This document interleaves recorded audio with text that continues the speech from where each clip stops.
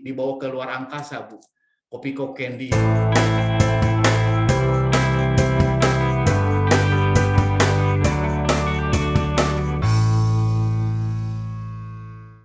Salam diaspora.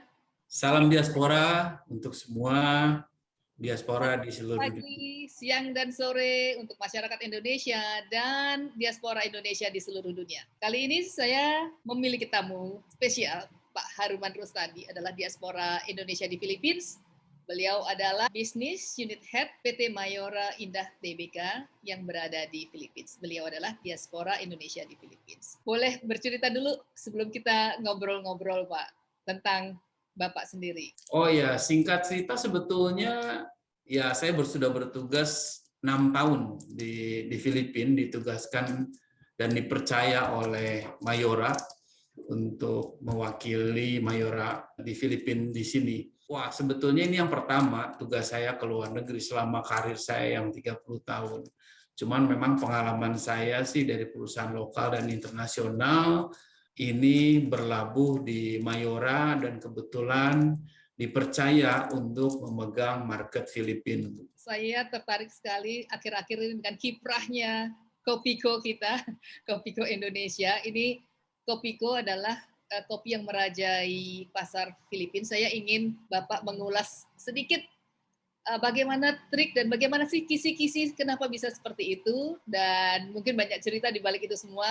Kita ingin dengar untuk rekan-rekan yang mungkin ingin lebih mengenal. Iya, terima kasih Ibu Lucy kesempatannya. Memang Mayora itu kan sebetulnya sudah ekspor ke banyak negara, lebih dari 100 negara. Dan yang terbesar itu memang ekspor ke Filipina.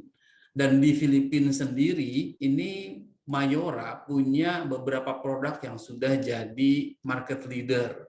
Salah satunya adalah coffee instant, 3-in-1 coffee, kalau di Indonesia mungkin lebih dikenal. Dan yang kedua juga cereal dengan brandnya Energen. Jadi Kopiko dengan Kopiko-nya dengan coffee 3-in-1 dan plus Energen itu sudah merajai market di Filipina. Dan selain itu kita punya produk yang lain. Ada banyak biskuit, karena biskuit Mayora dikenal biskuit sebagai nomor 1 di Indonesia, dan di Filipina kita sudah mulai banyak juga memasarkan dan ready to drink. Produknya Le Mineral, kita ekspor air nih, Le Mineral ke Filipina juga, dan yang terbaru adalah ready to drink Lucky Day. Tentang Kopiko, Pak, perjalanannya seperti apa dan kenapa sampai bisa merajai pasar Filipina, dan saya ingin tahu kenapa bisa sampai ada di tangannya Elon Musk. Nah, itu Pak, mungkin semua orang ingin tahu. Jadi sebetulnya Kopiko ini ya secara brand di mana-mana tuh yang paling dikenal itu Kopiko Candy dulu. Jadi Kopiko Candy ini itu kita sudah ekspor ke lebih dari 100 negara, ke US, ke Europe, ke Middle East, kemana-mana. Ini Kopiko Candy. Jadi Mayora kalau entry dan ekspor ke negara dimulai dengan Kopiko Candy. Ini uniqueness-nya di sini. Dan terbukti bahwa Kopiko Candy ini dipakai juga terakhir awal tahun lalu oleh NASA tuh. Jadi dibawa ke luar angkasa, Bu. Kopiko Candy ini dengan tim NASA-nya. Itu tanpa kita promosikan, mereka secara spontan mereka dapatkan di US, mereka bawa ke NASA. Dan terakhir kita semua tahu juga bahwa waktu Pak Luhut kunjungan ketemu Elon Musk, salah satunya yang dibawa adalah Kopiko Candy, karena Kopiko Candy ini sudah didapatkan di hampir lebih dari 100 negara, tersedia di mana-mana. Kopiko Candy kita masuk, dan masuk ke Filipina ini yang lebih sukses sebetulnya bukan Kopiko Candy saja, adalah Kopiko 3-in-1. Jadi Kopiko 3-in-1 kita sukses dan masuk sejak 2005 sebetulnya, jadi sudah 15 tahun, dan akhirnya kita selama 5 tahun terakhir sudah jadi nomor 1 untuk Coffee 3-in-1 di Filipina, Bu. Nah, kreatifnya, kunci suksesnya apa ya? Kunci suksesnya pasti juga banyak sih orang yang sudah ngerti bahwa kalau kita memasuki satu pasar negara, itu pertama-tama yang pasti kita harus tahu dulu tuh selera orang lokalnya seperti apa. Dan sangat kebetulan juga Kopiko brand ini memang sangat relevan dengan orang Filipina, karena diasumsikan kopinya aku. Ko itu Ako, itu sebagai Tagalog, dan Piko KP. Jadi Kopiko itu mereka sudah melihat bahwa Kopiko ini adalah kopinya aku untuk orang Filipina. Itu satu. Dan kedua, yang kita nggak berhenti itu inovasi produk. Jadi kita awalnya dengan Kopiko Asti, lalu kita keluar berikutnya dengan Kopiko Brown. Ini awal dari kesuksesan sebetulnya. Karena memberikan satu diferensiasi yang berbeda dibandingkan kopi instan yang ada di pasar. 2008, 2009, sukses besar. Dan kita nggak berhenti itu sampai di situ inovasi. Kita keluar lagi Kopiko Blanca. Kopiko Blanca ini yang creamylicious. Dan orang Filipina sangat suka produk yang creamy dan manis, sweet. Dan ini sambutannya luar biasa. Dan 3 produk ini yang menguasai akhirnya pasar kopi di Filipina. Dan kopi, kalau bicara pasar kopi kan terbagi kopi 3-in-1 dan kopi yang hitam. Kalau di Indonesia kan lebih banyak kopi bubuk tuh. Nah, di Indonesia kebetulan kopi 3-in-1 yang terbesar marketnya. Jadi intinya sebetulnya ingin saya katakan, inovasi produk itu nggak boleh berhenti dan kita memahami betul kebutuhan konsumen atau masyarakat Filipina. Dan satu mungkin ya Bu ya, salah satu kunci sukses juga adalah gimana kita memahami orang Filipina. Kita tuh survei Bu ke konsumen. Kita adakan survei. Bagaimana mereka kebiasaannya minum kopi selain pagi hari, tapi itu kita tuh survei juga gimana mereka buka sasetnya lalu ngaduk ke gelasnya, dan kita temukan bahwa orang Filipina rata-rata minum kopi itu 275 ml sampai 325 ml. Itu satu mug itu sekitar 300 ml. Dan produk yang ada di pasar sebelumnya itu mereka dari sisi gram itu hanya 20 gram. Jadi waktu kita aduk, itu rasanya sebetulnya bland. Jadi kayak kurang lah rasanya, kurang manis, kurang mantap lah, kurang jos lah kalau orang ini Jawa.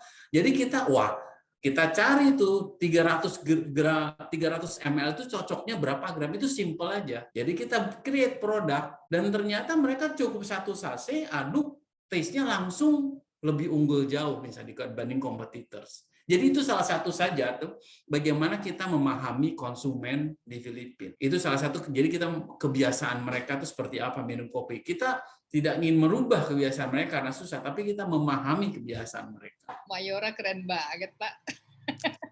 Itu satu yang simple sebetulnya. Jadi itu yang kita temukan juga salah satu findingnya. Salah satu insight kalau kita ketemu konsumen di market. Dan rasanya memang produk ini ngeblend banget dengan masyarakatnya. Itu kayak satu key, menyatu banget dengan masyarakat. Mungkin karena risetnya, kemudian risetnya diaplikasikan dengan baik. Ini menjadi pelajaran buat produsen lain mungkin dalam memperhatikan faktor-faktor apa aja menjadi kunci sukses. Sebagai Pak Haruman pribadi, as a diaspora di Filipina, kepuasan batin apa nih yang Bapak rasakan selama menangani atau membuat ini menjadi sukses? Membawa produk Indonesia mendunia? Pertama, pastilah ada rasa kebanggaan tersendiri karena biar gimana pun membawa bendera Indonesia, produk Indonesia ke market. Dan begitu kalau saya turun ke lapangan, ketemu para orang-orang itu di belanjaan itu Kopiko di mana-mana, itu ada rasa kepuasan tuh. Itu Kopiko produk Indonesia, Kopiko Candy, Kopiko Coffee, Le Mineral. Kalau saya perhatikan itu di belanjaan orang-orang atau sampai ke warung-warung tersedia, itu memberikan kebanggaan tersendiri bahwa sebetulnya kita tuh punya kemampuan, punya kapasitas, punya kapabilitas untuk bersaing dengan multinational company. Karena bayangkan ya, di Filipina itu kalau bicara coffee 3-in-1 itu sudah 100 tahun, itu Raja Kopi, Nescafe itu di sini sudah luar biasa. Itu mereka sudah luar biasa strong. Tapi kita buktikan bahwa kita bisa menang dibandingkan mereka. Kita bisa unggul dibandingkan mereka dan mengungguli. Ya karena salah satunya kita juga lebih fleksibel, lebih lincah menghadapi respon dari market, konsumen dan sebagainya. Jadi itu salah satunya bagaimana sebetulnya sekarang bisa produk-produk lain juga jadi leader. Dan kedua itu kita harus punya satu kepercayaan diri. Itu kadang-kadang masalahnya kan Indonesia tuh merasa inferior. Padahal kita tuh punya gitu kan kemampuan. Kita harus punya harus self confidence-nya besar. Kita harus pede lah. Buktinya nih kita punya produk berhasil. Kita launching produk yang terakhir ini Choco Drinks juga berhasil luar biasa. Jadi kita membuktikan pada semua bahwa oke, ini Indonesia, produk Indonesia, dan kita bisa maju, kita bisa berkembang.